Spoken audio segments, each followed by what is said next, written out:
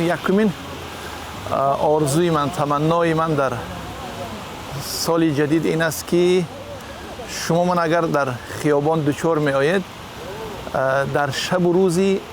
سال نوی خودی من که نوروز است، این ایده به من تبریک گوید و من تمنا دارم، آرزو دارم که در کشور ما مبدأ تاریخ ما، سال نوی ما سال خودی ما باشد، نوروز باشد که با خدمت 5000 ساله و اون گستره بسیار ارزشمند فرهنگی که اون فرا گرفته است. این یکم تمنای من است. تمنای دوم من این است که در دوام 10-12 سال اخیر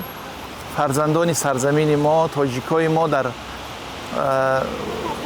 قلمرو کشورهای بیگانه، در دشت‌های شام و عراق و امروز در اوکراین برای منافع بیگانه ها کشته می شوند، می جنگند و کشته می شوند. من آرزو دارم که هیچگاه فرزندان سرزمین ما برای منفعت بیگانه و در دایره نفوذ ابرقدرت ها سوء استفاده نشوند و در سرزمین بیگانه نمیرند و مادر و پیوندان خود به سوگ ننشانند.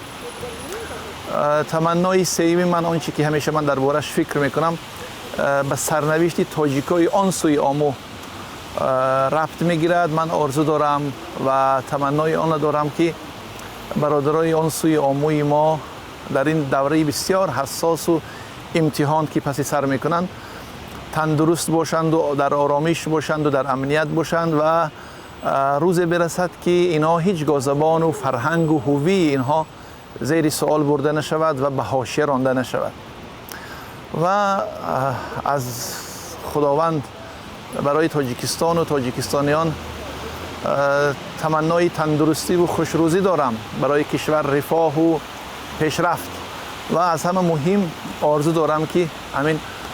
آفریدگار در قلبی سخت و سنگ شده همون مردمی که اهل رشوه و رشوه ستانی اند یک نور تجلی کند و اونها از این کاری پست و از این کاری بیشرفی دست کشند و سرمایه کشور ما را به هدر ندهند، امید مردم هدر ندهند و مهم از همه پایه های دولتداری ملی را ضعیف نکنند.